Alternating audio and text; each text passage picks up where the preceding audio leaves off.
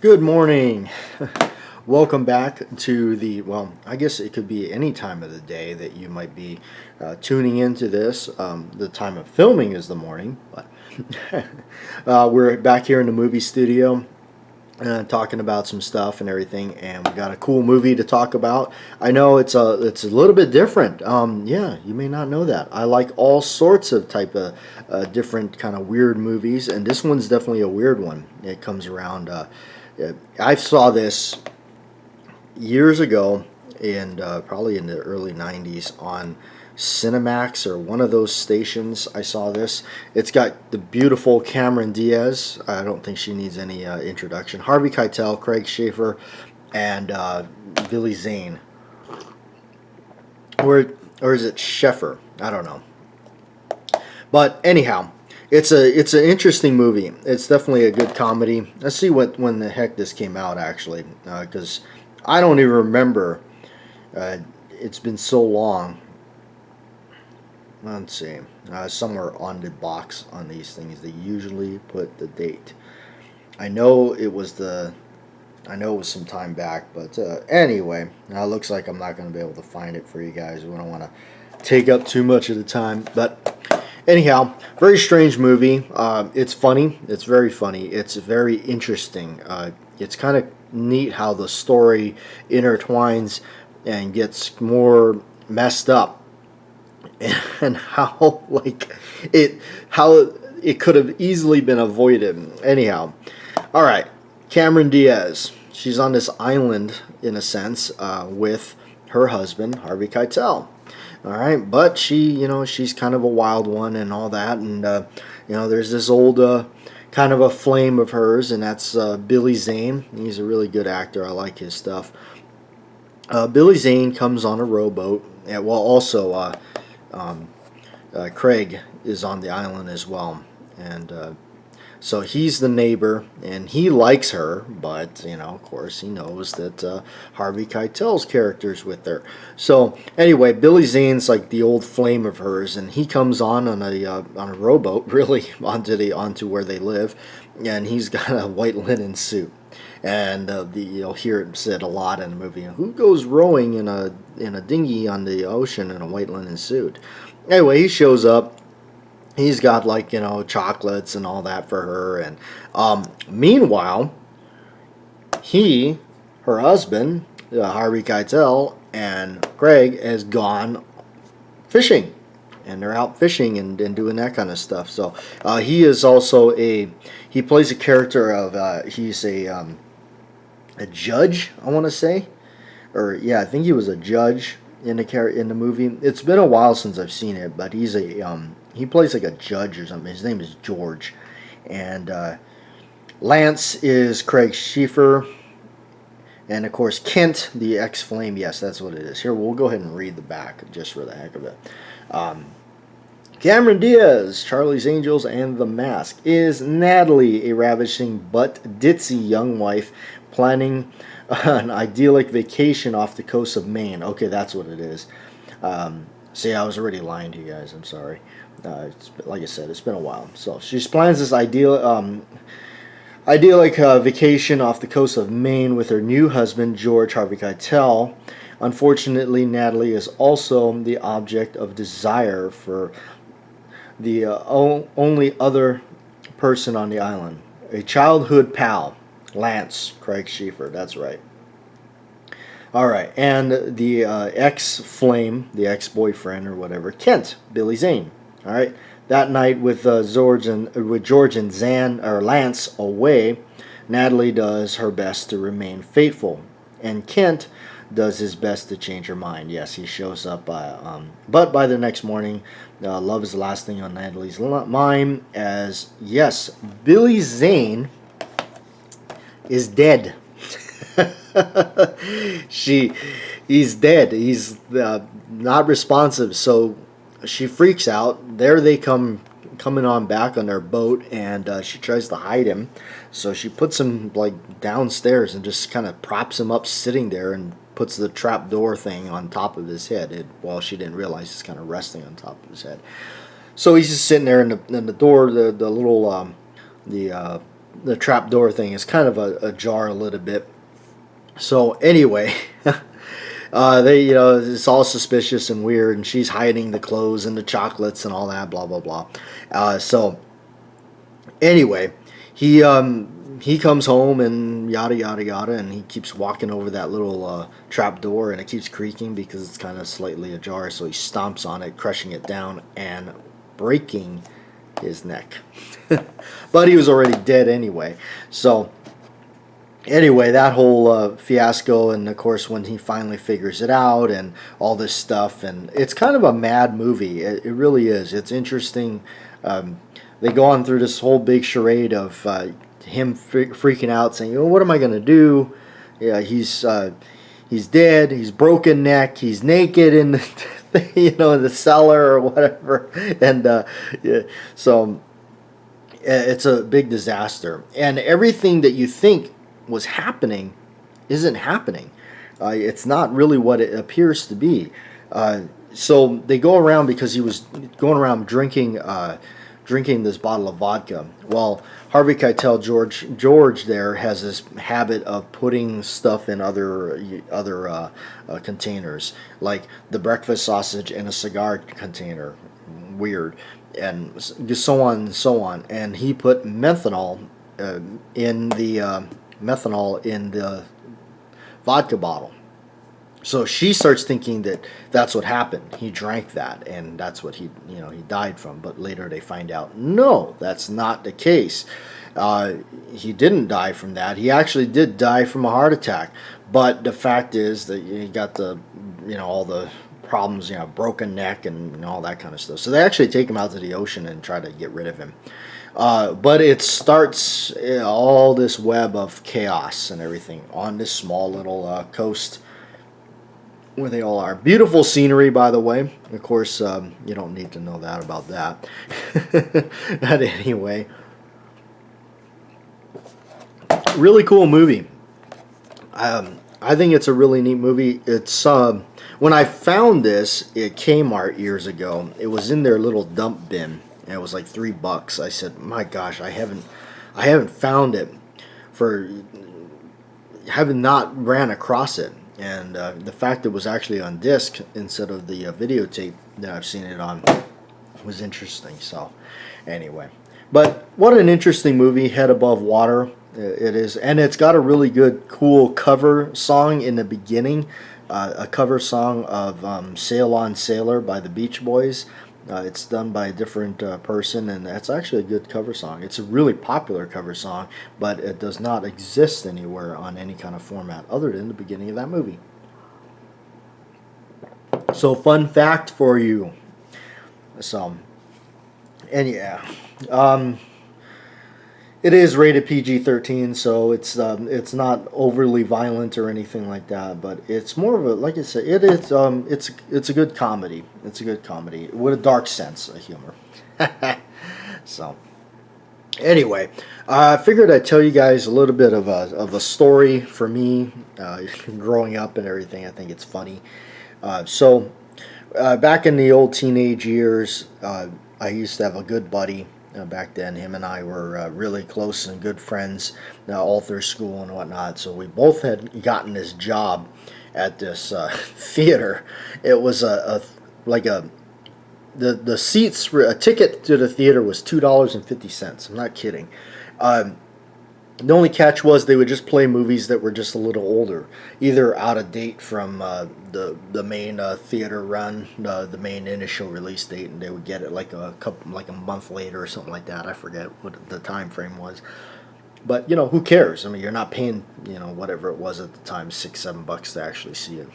So anyway, so it was like $2.50 for the ticket, and even the refreshments and the all that stuff, like the popcorn, the candy. It even that wasn't that expensive. Definitely not by today's standards. But then again, this was some odd. I don't even want to say how many years ago. It was like 20 years ago. But anyway, it was not that expensive. And anyway, we got it. Both him and I got a job there, and the thing was ran by a friend of ours at the time.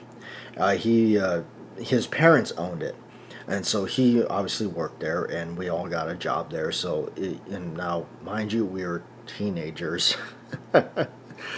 So it's just wild and crazy, and doing what stupid kids do. And at night, we'd have to clean this popcorn machine. I tell you, if you never worked at a theater or you never mess with that, cleaning one of those popcorn machines, and you can see how big they are. If you ever, next time you go to the theater and take a, well, next, we may never ever go back to a theater, but when we used to be able to go to a theater, you look at the popcorn machine. It's this giant thing, and there's a lot of, I mean, you imagine all the heat, the steam, and what is the most important ingredient? Oil and grease. So that's being splattered everywhere. Plus, it's a food thing, and you can't exactly take the thing apart and put it in the sink. So everything has to be done by buckets, rags, wash, and all that kind of stuff. So it was definitely a fiasco to clean this thing. So one night, my buddy is sitting there. he's trying to scrub everything out from he's pulled the tray from the bottom, and he's trying to get all that stuff cleaned out and everything on the bottom there. And so he's on his hands and knees trying to get all the way in the back of the machine and clean all that stuff out because it was part of the job. Well, me, we used to do a bunch of terrible shenanigans to each other. I took the the butter machine, the machine that you used to, they would, they'd ask you, hey, do you want butter on your popcorn? And they'd put additional oil and stuff on your popcorn. Now, I love popcorn, but my God, this is ridiculous. So I took that machine and I just started, I think if I recall right, I was just ladling it onto his back while he was kneeling down trying to clean this thing up. And I was just and I covered his back with butter. I know, it's so bad. But because it was warm, it was very hot in this place at night trying to clean this machine because the machine is hot. And so the butter, we unplugged the butter at X amount of hours before we close and everything, so it gets time to cool down. And so it's basically, as I poured that stuff all over his back. Don't know what compelled me at the time to do it other than to mess with him. And I don't think he realized it until after. And I remember him kind of taking his hand and wiping his back a little bit. And oh, it was some stupid things that we used to do there. But it was I don't know why that was funny, but that was really funny. And we didn't get paid a whole lot. It was interesting to be there. We were, it's just a part of a good time being a teenager, and this was just interesting. It was an interesting job. We worked at a theater and we got to see stuff. I got to see some really neat movies in the theater, like big screen, like some, stuff that we had, some odd stuff, and that was kind of cool. And we used to go in there after hours and watch a movie, and it was just us, just the whole group of us friends, teenagers, in there watching a movie, because we basically had the run of the reins there. We had everything. Heck, sometimes, we'd even, start up the nacho machine and make us some nachos and stuff like that. So, of course, our buddy that, his parents ran it. I mean, he had permission to eat the stuff. I mean, not a lot of it, but, just, so it was kind of neat. Being a teenager and getting to do something like that was really fun. We'd just go down there and hang out there all night. We didn't have school in the morning, so it was like, it was a Friday night or Saturday night, and go down there and hang out all day and night, and just, watch movies, have fun, party up, whatever. And it was just such a fun time to look back at, even just that as teenagers, just to go and do that. Now, that's the kind of stuff we did. There was no, we weren't at home on our computers or cell phones doing this stuff. This stuff didn't really, the cell phone thing wasn't, it didn't exist in that sense. It was just this weird device that it was not anything elaborate like what it is now. So this is the kind of things that we used to do, and it was good times. It was really good times, really good fun. We had a lot of fun. We had a lot of laughs, a lot of shenanigans going around in that place. For the moment, while it lasted, it was something that was, fun and interesting. So, if you're still here and you've not tuned out, um, as you guys know, I had the Mark II. I took the panel grip off because I'm doing some stuff with it. I had actually gotten some other grips, and one of the grips I actually had these custom made for this. This is a maple, supposedly a maple grip, fully checkered by LS Grips. They're on eBay. I had them custom do this. What I wanted was, I didn't want a border, and I didn't want diamonds on where the screws go. Kind of an old throwback to the 1911 Colt grips. So there's no border and everything, so I had them custom do it. Gotta see how it looks. It's kind of neat. It does have a nice look to it.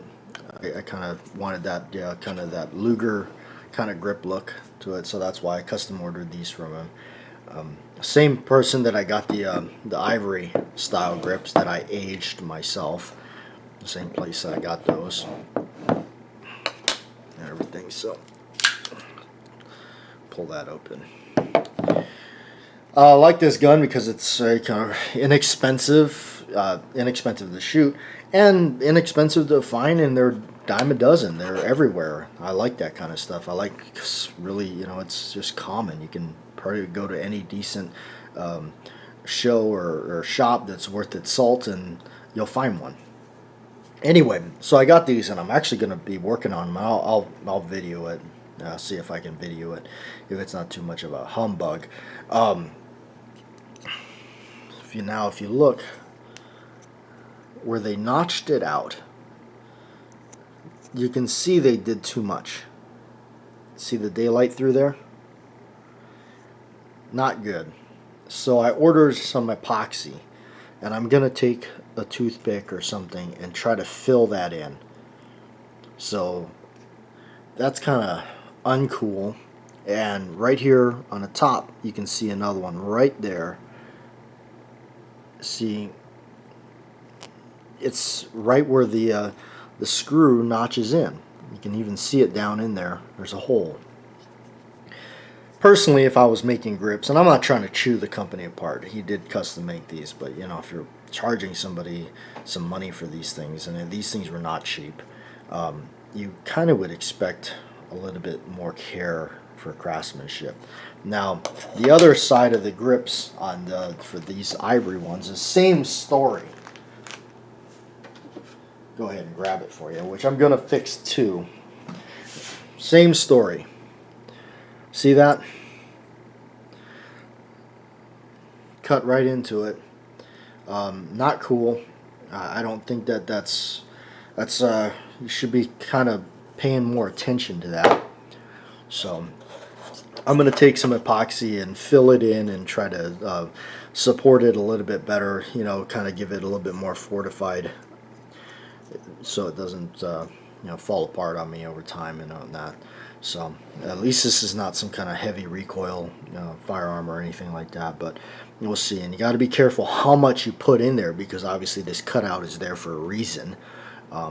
Although I would have probably liked to have maybe done it myself and done a little bit more of a careful work, maybe perhaps with a file, maybe a Dremel.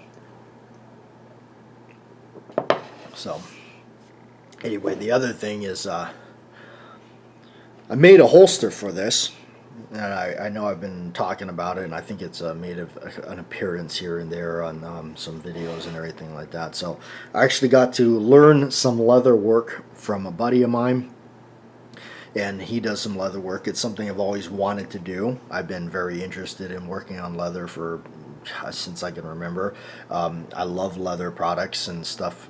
I just think it's a lot more classy and everything. So I wanted a holster for that, and hence I made this. With his help, he helped me cut it out and everything. But as far as all the other finer details and stitching and all that, I did it myself.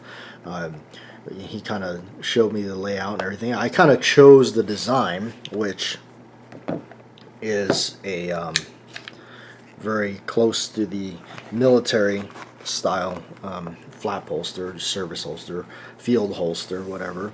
So that's the design I chose, and so there it is. And it fits pretty much for that pistol and nothing else. But yeah, I did all the stitching on it. I know it's my first time, so don't be too harsh on this on it. But I did add my my name and everything on it. So, and I numbered it, and so, and of course I put the good old initials on the front and everything. I learned a lot about leather. I did learn quite a bit about it. I understand now, kind of when I look at leather work now, I kind of understand it a little bit more. It's like, oh, okay, now I see why they did that or why they didn't do that. So that's what's interesting about it. I picked up some Neatswood oil and stuff like that and going through it. And one of the things that I learned real quick from him is burnishing the edges. Yes, doing this job right here, and the way I did this is the proper way to do it, which with by hand a burnishing tool, and you can see I burnished it. Some people just paint the edge. They paint it with a coating or some sort. That's fine and everything, but it's not exactly, if you're paying hundreds of dollars or upwards of some pretty high money, you kind of expect a little bit more something like this. So I chose to, I didn't care about all the scarring and everything on the leather. Plus I also been using it and going out to the range and stuff with it and everything, so it's accumulated some stuff, everything. So, but yeah, it's really neat. And of course, it did all the interior edge right here. I was gonna use some tooling patterning on it, but I didn't really want to dive into that. I could have put a border on this, but I kind of left it more simple and plain and everything. But now that I understand it a little bit more and understand, so the next one I come around to making may be a little bit different, and we'll see how it goes from there. But it's really neat to be able to know, now that I have a better understanding on how leatherwork works and how you do it. Now that I see also, I mean, not saying that it's just like, it's like, let's put it this way, it's not as hard as it may seem. It's very doable, because if I can do it, then anybody can do it. So it's not that difficult to do. Especially after looking at these grips, I'm kind of interested in making these grips, because there's not a whole lot going out. Like this cutout right here is not necessary unless you have the magazine release right here, which I do not, which I don't care about all that. In fact, the Mark II is really what I went after. I really wanted the Mark II. I know a lot of people have an issue with taking these things apart. I do not. I pretty much understand exactly how it operates and how it works, so I have no issues taking it apart. So, but I like the Mark II. The craftsmanship that went into that, especially like this one, it's a very early 80s Mark II. It doesn't skip a beat. It hasn't jammed on me. It works and just continues to work, and it pretty much feeds just about any kind of 22 ammo. So that's what's pretty important too. But anyway, well, hopefully I do have some plans. Again, it's a plan. I don't know how well it will follow through, but I hope it does, as October is around the corner. We'll be having a little bit more of an interesting October, hopefully. And so we'll see. Hopefully that turns out pretty good. And again, if I end up getting the glue and everything to do this, I want to turn on the camera and show you guys how I fix it. So anyway, thanks for watching, guys, and tuning in. I'm Bad Jack JW, and that's the radio.